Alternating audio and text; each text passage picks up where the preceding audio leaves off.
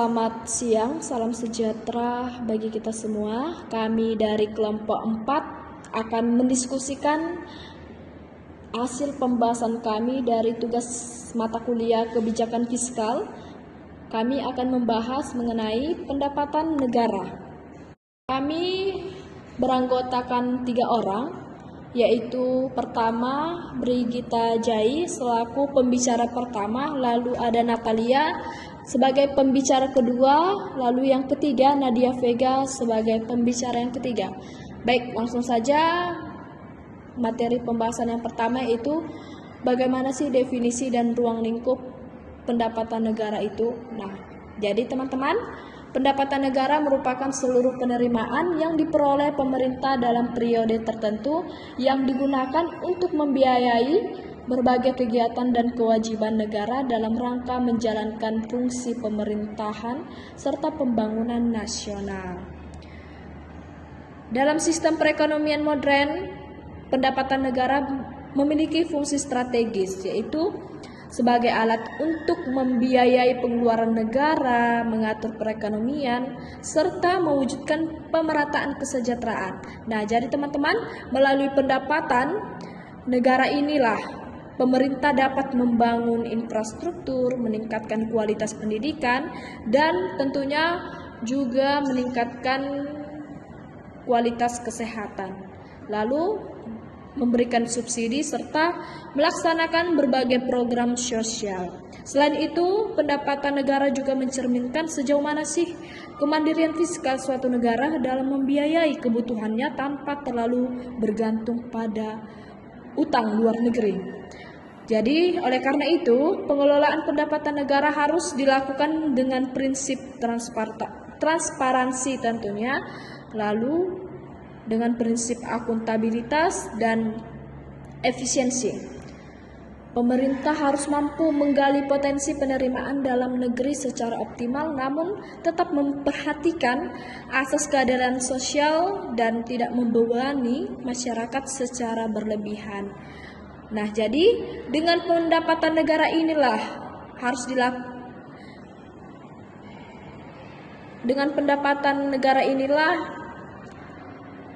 maka stabilitas ekonomi nasional dapat terjaga dan kesejahteraan masyarakat dapat meningkat secara berkelanjutan. Nah, materi pembahasan selanjutnya yaitu apa sih sumber-sumber pendapatan negara? Di sini sumber-sumber pendapatan negara ini ada 3 sumber, yaitu pertama itu ada penerimaan perpajakan. Nah, jadi penerimaan perpajakan ini merupakan kontribusi wajib yang dibayarkan oleh masyarakat kepada negara berdasarkan tentunya ada undang-undang tanpa imbalan langsung dan hasilnya digunakan untuk kepentingan umum. Nah, apa saja penerimaan perpajakan itu? Yang pertama, pajak penghasilan atau PPH. PPH ini dikenakan atas penghasilan yang diterima oleh individu maupun suatu badan usaha. Lalu penerimaan pajak yang kedua yaitu pajak pertambahan nilai atau PPN. Nah, jadi PPN ini pajak atas konsumsi barang dan jasa di dalam negeri. Lalu ada pajak bumi dan bangunan atau PBB. Jadi PBB ini dikenakan atas kepemilikan atau pemanfaatan tanah dan bangunan. Lalu ada penerimaan perpajakan bea masuk dan bea cukai. Nah, ini adalah pajak atas kegiatan perdagangan internasional dan barang-barang tertentu seperti rokok dan minuman beralkohol. Nah, sumber yang kedua adalah penerimaan negara bukan pajak atau PNBP. Nah, PNBP ini merupakan semua penerimaan pemerintah yang tidak berasal dari pajak, tetapi tetap memberikan kontribusi yang signifikan terhadap pendapatan negara. Apa aja itu? Yaitu pertama, hasil pengelolaan kekayaan negara. keuntungan dari badan usaha milik negara atau BUMN. Lalu yang ketiga, penerimaan dari jasa layanan publik. Lalu penerimaan dari denda, sanksi administrasi, dan hasil lelang negara. Nah, jadi BP ini menjadi sumber penting bagi negara karena mampu mendukung pembiayaan APBN di luar sektor perpajakan. Lalu sumber yang ketiga itu ada hibah. Hibah ini adalah sumbangan dalam bentuk uang, barang atau jasa yang diterima oleh pemerintah dari pihak lain, baik dalam negeri maupun luar negeri, yang sifatnya sukarela dan tidak mengikat. Nah, hibah luar negeri ini seringkali diberikan oleh lembaga internasional seperti Bank Dunia atau World Bank, lalu Asian Development Bank atau ADB, atau negara-negara mitra kerja sama Indonesia. Penggunaan hibah ini biasanya diarahkan untuk sektor-sektor prioritas nasional yang membutuhkan bantuan pendanaan tambahan. Mungkin itu saja saya sebagai pembicara pertama dan dilanjutkan dengan pembicara kedua. Baik, di sini saya selaku pembicara kedua akan melanjutkan menjelaskan materi yang selanjutnya, yaitu faktor-faktor yang mempengaruhi pendapatan negara. Pendapatan negara dapat dipengaruhi oleh berbagai faktor, baik dari dalam negeri maupun dari luar negeri. Hal ini akan menentukan seberapa besar kemampuan pemerintah dalam mengumpulkan dana untuk membiayai pengeluaran negara. Faktor-faktor yang mempengaruhi pendapatan negara terdiri dari yang pertama yaitu pertumbuhan ekonomi. Salah satu faktor utama yang mempengaruhi besarnya pendapatan negara adalah pertumbuhan ekonomi. Ketika perekonomian suatu negara tumbuh dengan baik, maka aktivitas produksi, konsumsi, dan investasi akan meningkat. Hal ini secara langsung berdampak pada naiknya penerimaan negara, terutama dari sektor perpajakan seperti pajak penghasilan atau PPh dan pajak pertambahan nilai atau PPN. Jadi semakin tinggi pertumbuhan ekonomi, semakin besar pula potensi pemerintah dalam mengumpulkan pajak dari perusahaan, pekerja, dan konsumen. Yang kedua itu ada kebijakan fiskal dan perpajakan. Selain itu, kebijakan fiskal dan sistem perpajakan juga berperan besar dalam menentukan jumlah pendapatan negara.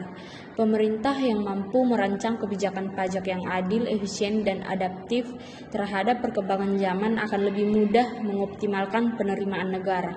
Misalnya, dengan memberlakukan pajak terhadap transaksi digital atau mengatur ulang tarif pajak agar lebih sesuai dengan kondisi sosial ekonomi masyarakat. Yang ketiga itu kepatuhan dan kesadaran wajib pajak. Kesadaran dan kepatuhan masyarakat dalam membayar pajak juga merupakan faktor penting. Jika masyarakat memiliki kepercayaan terhadap pemerintah serta melihat manfaat nyata dari pajak yang dibayarkan, maka kesediaan untuk membayar pajak secara sukarela pun meningkat. Sebaliknya, rendahnya transparansi dan maraknya korupsi dapat membuat masyarakat enggan untuk taat pajak sehingga berdampak negatif pada pendapatan negara. Yang keempat adalah sumber daya alam atau SDA. Faktor lainnya adalah kekayaan sumber daya alam yang dimiliki oleh negara. Negara dengan cadangan sumber daya alam yang melimpah seperti minyak, gas bumi, batu bara, atau hasil hutan memiliki peluang untuk memperoleh pemasukan besar dari sektor ini melalui penerimaan negara bukan pajak atau PNBP. Namun, potensi ini sangat tergantung pada harga komoditas di pasar internasional, serta kemampuan negara dalam mengelola dan mengeksplorasi sumber daya alam tersebut secara berkelanjutan. Faktor yang terakhir yaitu stabilitas politik dan keamanan. Stabilitas politik dan keamanan juga memiliki pengaruh yang besar terhadap pendapatan negara. Pemerintahan yang stabil dan bebas dari konflik akan lebih mudah menarik investasi baik dari dalam negeri maupun luar negeri. Investasi tersebut tentunya akan mendorong pertumbuhan usaha dan penyerapan tenaga kerja yang pada akhirnya akan meningkatkan penerimaan negara dari berbagai sumber termasuk pajak perusahaan dan pajak atas penghasilan karyawan. Sebaliknya, situasi politik yang tidak stabil atau sering terjadi pergantian kebijakan secara drastis dapat membuat investor ragu sehingga menghambat pertumbuhan ekonomi dan pendapatan negara. Baik, selanjutnya kita akan memasuki materi peran pendapatan negara dalam mendorong pertumbuhan ekonomi nasional. Pendapatan negara memiliki peran yang sangat penting dalam mendorong pertumbuhan nasional.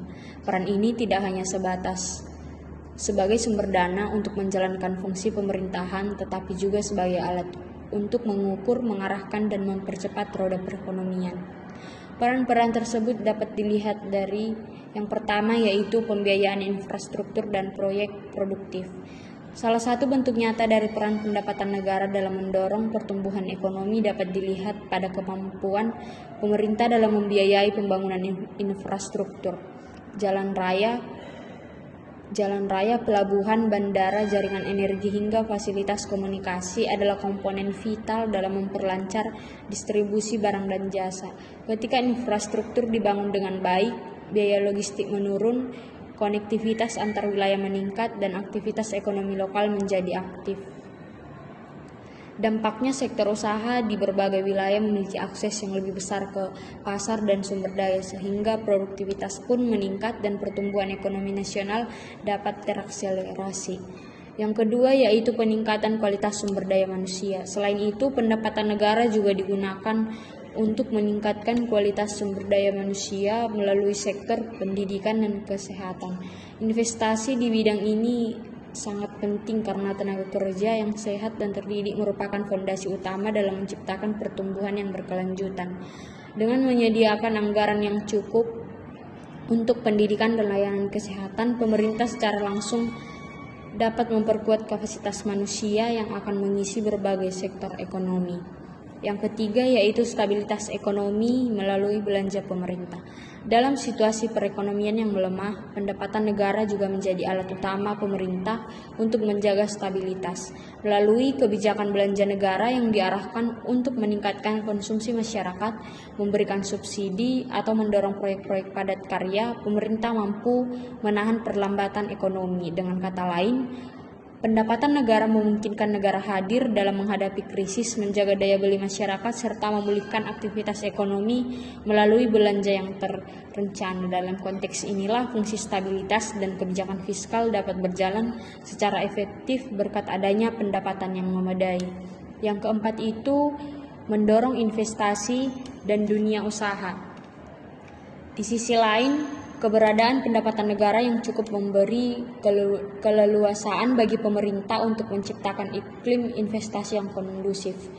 Melalui pembiayaan pembangunan kawasan industri, penyediaan fasilitas umum yang mendukung kegiatan bisnis, serta pemberian insentif dan kemudahan berusaha, negara dapat menarik lebih banyak modal baik dari dalam negeri maupun dari luar negeri. Masuknya investasi ini tentunya akan memperluas lapangan pekerjaan, memperkuat kapasitas produksi nasional, dan mempercepat transformasi ekonomi ke arah yang lebih modern dan kompetitif. Semua proses tersebut tentunya berkontribusi besar terhadap pertumbuhan ekonomi.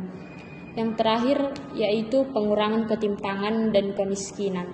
Pendapatan negara juga memungkinkan pemerintah menjalankan program-program sosial yang bertujuan untuk mengurangi ketimpangan dan mengangkat taraf hidup masyarakat miskin. Bantuan langsung tunai, subsidi pendidikan dan kesehatan, dana desa, hingga program pembangunan kawasan tertinggal merupakan contoh nyata bagaimana penerimaan negara digunakan untuk menciptakan pemerataan. Ketika distribusi pendapatan lebih adil dan kesejahteraan masyarakat meningkat, maka stabilitas sosial dan politik pun terjaga, yang pada akhirnya menjadi dasar yang kokoh bagi pertumbuhan ekonomi yang berkelanjutan. Baik, untuk materi selanjutnya akan dijelaskan oleh pemateri yang ketiga. Baik, selanjutnya saya akan melanjutkan materi dari efektivitas pengelolaan pendapatan negara di Indonesia. Dalam praktiknya, pengelolaan pendapatan negara di Indonesia telah mengalami berbagai reformasi, terutama dalam sistem perpajakan, digitalisasi layanan perpajakan, integrasi basis data wajib pajak, serta penerapan kebijakan pajak baru termasuk pajak digital menjadi langkah konkret dalam meningkatkan kualitas pengumpulan penerimaan. Namun, Efektivitas tidak hanya dilihat dari seberapa banyak pendapatan yang terkumpul, melainkan juga bagaimana pendapatan tersebut digunakan untuk mendukung program-program prioritas yang benar-benar dibutuhkan oleh masyarakat. Selain itu, efektivitas pengelolaan juga dipengaruhi oleh koordinasi antara pemerintah pusat dan daerah. Dalam sistem desentralisasi fiskal, sebagian penerimaan dan belanja dikelola oleh pemerintah daerah. Namun, masih terdapat ketimpangan kapasitas fiskal dan kelemahan dalam perencanaan anggaran di tingkat daerah yang membuat pemanfaatan pendapatan negara belum optimal di seluruh wilayah. Untuk meningkatkan efektivitas pengelolaan pendapatan negara, diperlukan sistem tata kelola yang lebih transparan, akuntabel, dan partisipatif. Peningkatan kompetensi aparatur, penguatan lembaga pengawasan, serta keterlibatan publik dalam proses perencanaan dan evaluasi anggaran menjadi kunci utama. Selain itu, penerapan prinsip anggaran berbasis kinerja juga penting agar setiap rupiah yang dibelanjakan benar-benar menghasilkan manfaat nyata bagi masyarakat dan mendorong pertumbuhan ekonomi yang merata. Selanjutnya, untuk materi yang terakhir yaitu kebijakan fiskal dan hubungannya dengan pendapatan negara. Kebijakan fiskal merupakan instrumen penting yang digunakan pemerintah untuk mengatur perekonomian negara melalui pengelolaan pendapatan dan pengeluaran negara. Secara garis besar, kebijakan fiskal mencakup langkah-langkah yang diambil pemerintah dalam merencanakan dan mengendalikan penerimaan serta belanja negara dengan tujuan mencapai pertumbuhan ekonomi yang stabil, pemerataan pendapatan, serta kesejahteraan masyarakat. Pendapatan negara yang terdiri dari berbagai sumber seperti pajak, penerimaan negara bukan pajak, dan hibah merupakan komponen utama dalam kebijakan fiskal karena menjadi sumber pembiayaan bagi seluruh aktivitas dan program pemerintah. Hubungan antara kebijakan fiskal dan pendapatan negara sangat erat karena kebijakan fiskal menentukan bagaimana pemerintah mengumpulkan pendapatan serta bagaimana dana tersebut dialokasikan untuk memenuhi kebutuhan pembangunan dan pelayanan publik. Melalui kebijakan fiskal, pemerintah dapat melakukan penyesuaian terhadap tarif pajak, jenis pajak yang dikenakan, serta memperbaiki sistem administrasi perpajakan untuk meningkatkan penerimaan. Secara keseluruhan, kebijakan fiskal menjadi pilar utama dalam pengelolaan pendapatan negara yang berfungsi tidak hanya sebagai alat pengumpulan dana, tetapi juga sebagai instrumen strategis dalam mengarahkan pembangunan ekonomi nasional. Efektivitas kebijakan fiskal dalam pengelolaan pendapatan negara sangat menentukan keberhasilan pemerintah dalam mencapai tujuan pembangunan yang inklusif, stabil, dan berkelanjutan. Oleh karena itu, pengelolaan kebijakan fiskal harus dilakukan secara bijak dan adaptif terhadap dinamika perekonomian agar dapat menjaga keseimbangan antara penerimaan dan pengeluaran negara sekaligus memberikan manfaat yang optimal bagi masyarakat luas. Sekian materi dari saya kembalikan kepada moderator. Oke, baik, terima kasih. Kami dari kelompok 4, apabila ada kesalahan kata, kami ucapkan mohon maaf. Terima kasih atas perhatiannya. Semangatnya sudah acuan tadi. Terima kasih dan jumpa lagi.